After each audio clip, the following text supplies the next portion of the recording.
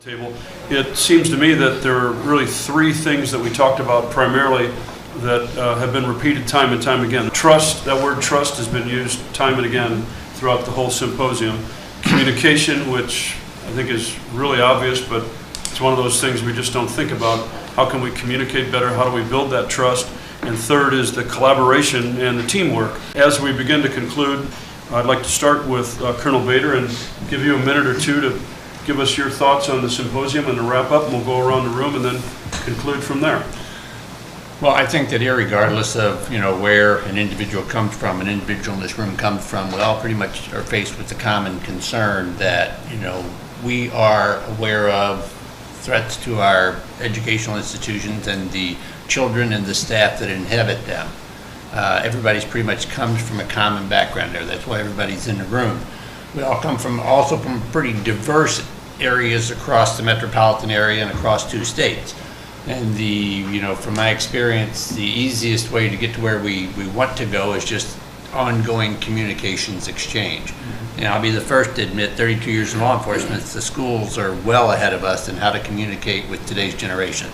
Perry touched on that earlier, is the schools know how to communicate with these kids, and modern law enforcement, that's the message we're getting out to our officers. Modern law enforcement focusing a lot of energy on developing better communicators with our police officers. So I would encourage the schools and the administrations to capitalize on the fact that our generation of law enforcement now should be better communicators than the ones that you tried to deal with 10 years ago and 20 years ago. And unfortunately, I was a part of all 3 of them. So. Okay. Well, we've got 20 minutes left as we go around. Dr. Simpson? The symposium was very beneficial. Thank you, Itner, for putting that together, and also for everybody with your opinions. I found it fascinating. I'll say from my side of it, one challenge we did not say is the challenge of accessibility. Schools aren't minimum security areas. They're places where hundreds of people come in. I'll think of a high school, which never seems, our high school is over 2,000 students. It never sleeps. It never sleeps. Not Saturday, not Sunday, not night. And yet we want to be secure, but the challenge is how to come up with the plan that allows us to run a school and all that goes with that, and at the same time don't make it a fortress. And so, but that is a challenge, because we want to make it a fortress because we care so deeply about the children inside there. That's our challenge, and I think from Itner's side of it, that's their challenge. How do you get a facility that works on both levels? So I'll put that one out from my side of it. Good, thank you. Melissa? Well, let me just say thank you again for pulling this group together. What an inspiring afternoon or day we've had with all of these, at least I've had with all of you. As a mom and as somebody who believes in public education and the children that we serve in any kind of institution, I appreciate the time you all put in to making sure that our kids have safe environments to learn in and to live in. And so I've come away with a lot that I've learned today. But Paul, I know you're going to finish up with some of the resources. You asked us to list resources. We do have 3 websites that we'll like to refer you to, Center for Education Safety. But I think you summed it up well, Robert, when you said trust, communication, collaboration. Those are the 3 essential ingredients for us being successful, and not only Illinois and Missouri, but nationwide when it comes to school safety. Good. Thank you. Jeff? I thank you for having us here. It's good to get a perspective from the Missouri side, and we appreciate that. Getting the SRO perspective, I think it's helped, and that's something that as we move forward with our task force, we'd like to have them come and present.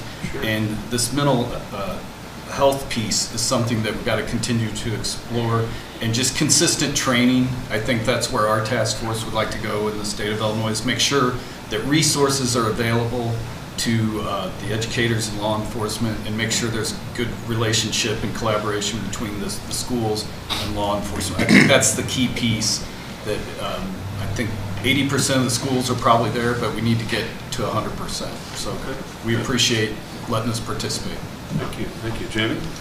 Yeah, likewise. I'm so grateful and thrilled that Independent Schools was invited to be around this table. I think by the nature and very definition of our schools, we are viewed at as being sort of outside the norm. We're independent, we're in our own little silos, but we deal with very many of the same issues that you all do, perhaps at the opposite ends of the spectrum.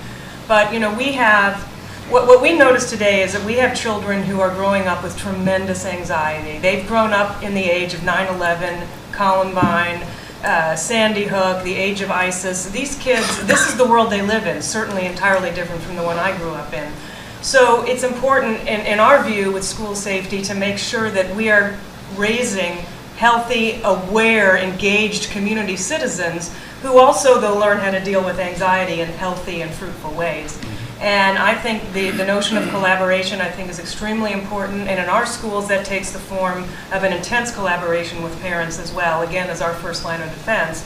So our schools are doing a tremendous amount of parent education and symposia and workshops for them on issues like bullying, mental health, how to recognize abnormal stress. So we take the whole nature of school safety, though, extremely seriously. Our schools are deeply committed to it and always looking for that improved partnership with our law enforcement partners and even our public school partners. We have a lot we can learn from each other, and we're just thrilled to be at the table. Lieutenant Johnson? I enjoyed this. We got a lot of different perspectives from a lot of wonderful people who get to the same goal. We have the similar backgrounds. We just take a different approach on it, and we have different circumstances that cause us to take a little bit different approach to try to get to the same goal.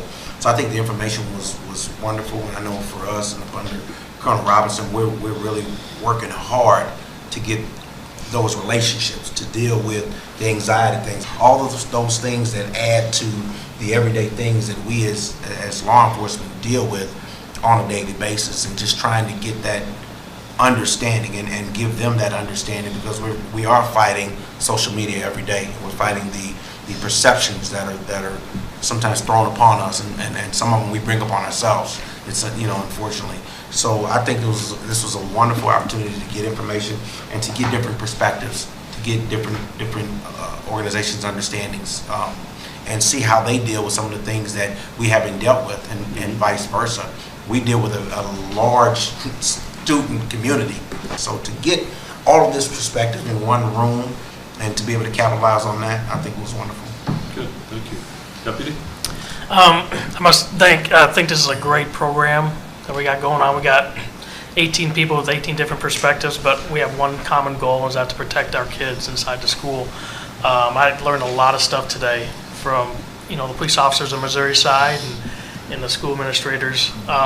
In a perfect world, every school would have an SRO, because I truly believe that's the best way to stop a threat.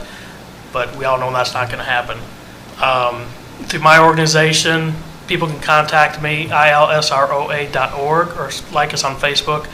But I will, it has my personal information on it. If any school district wants help in developing the SRO program or needs help in their safety aspect, feel free to contact me, and I will get back to them and help in any way I can.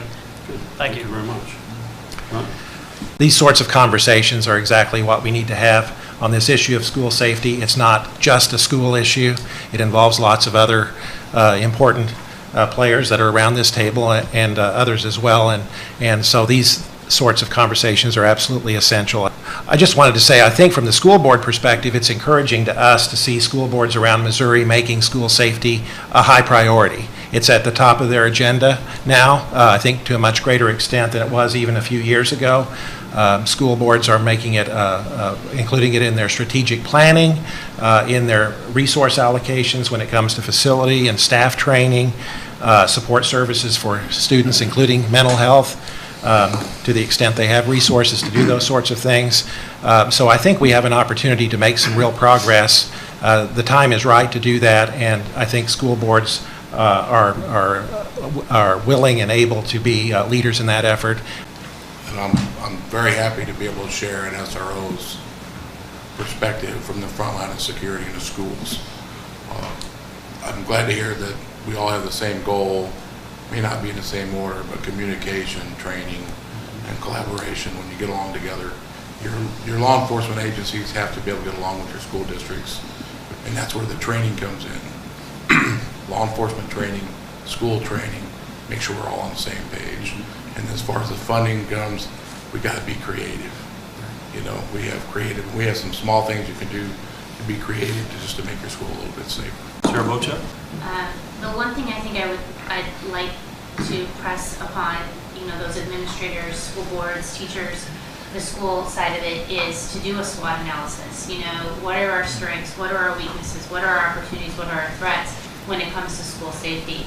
What works? What doesn't work? Have the honest conversations and then be able to go out and get the help and look at the resources and figure out what you can do. But if we're not engaging and looking at the vulnerabilities, then we can't, you know, we can't see where it is to fix it. No one's gonna be perfect at this, and what we hope is no one has to deal with it. But the reality is we don't live in that world anymore. The biggest thing is we need to be able to say, is this working? How is it working? And what can we do to be better? Yeah, good, thank you. Sergeant Glenn? You know, it's just amazing to be able to actually meet your external partners or customers, you know, if you will, and because there's a wealth of knowledge in the room, and as has been said earlier, we do have various backgrounds, but I think that sharing of that information is critical to solving the issue of school safety. If there was some kind of way to have a clearinghouse or some type of database where we don't have to reinvent the wheel, where we could say, okay, we're successful in Madison, but if they did it this way, why couldn't we use that same idea, use the best practices and ideas, right? And I think we'll be more successful. Good, thank you. Bob? I'd just like to reemphasize something I think is really important, is that, as has been said, the relationships between schools and first responders are paramount. And the familiarization that first responders have with schools and those school floor plans is of essence for them to be able to execute their duty when they arrive. And the more that police and fire and EMS officials know those buildings. The one thing that we do that I didn't share earlier, our county police and our state police all have floor plans for all of our buildings to help them because personnel change, okay, both on their staffs as well as ours. So if a particular patrolman, and we don't have SROs in every one of our buildings because it's not affordable, but there is a particular officer that may be assigned on his duty to that particular area, that they've got access to that. So I just really like to emphasize, you know, that communication, familiarity with those buildings. This is kind of where the new technology can help us. You know, kind of to the new technology with social media doesn't necessarily help us, but there are programs out there that have exactly what Bob was talking about. Well, they will digitize your school floor plans and then send them directly to all of your local responders. And this is, we've had a little pilot project going on for the last year in Springfield, and it's been very successful. And also our Illinois State Police is trying to get a statewide database of all school floor plans. Working with students, mental health issues, that type of thing where we want to reach out to these students and to come to a point where there's, you're identifying students to some extent. And it's not so easy in a school district to do that for legal reasons. Thank you very much. Paul? Okay, two real quick things. First of all, what Benjamin was just talking about this sharing of emergency plans. We already have that in the state of Missouri. It's a Homeland Security program available to every school. Well, the program costs our state about $2 million. It's free of charge to every school. That will digitize floor plans and site information and stuff like that, and then train the staff on make it available to first responders. So again, they can contact our Center for Education Safety. We support that program. It's not the only way to do emergency planning, but one way. Last, I'd like to say, as Americans, as human beings, I believe we have a sacred obligation to create an environment that allows each one of our children to reach their full potential. I believe that we as stakeholder communities, including schools, public safety, if we can all come together, leaving our organizational egos, our agendas at the door, rolling up our sleeves, collaborating like we're doing in this symposium here, we can come up with the solutions to figure out how to make those schools as safe as possible to create that environment that we're trying to achieve. Sure. Thank you. Colonel Robinson? The onus is on all of us to make our kids safe.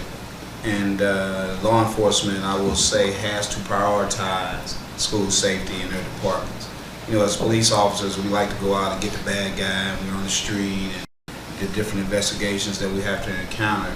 School safety is something that happens, and when it does happen, it's very tragic. So we have to prioritize the safety of our schools. I learned an awful lot from everybody here, just an awful lot. And what I really learned that touched my heart is that the answer lies in each one of you, and that the silos, the traditional silos, need to come down, and that the police can learn from the administrators, and the administrators can learn from the police. And as designers of schools, we can learn from everybody. And I agree. I think if we can come together and give answers that others in the community can implement without having to hire somebody, just implement them, they're going to be a long way down the road to a safe school. So I want to thank everybody for coming. It's been great, and I think this was very well worthwhile doing. One more time, thank you for all of you participating in school and safety.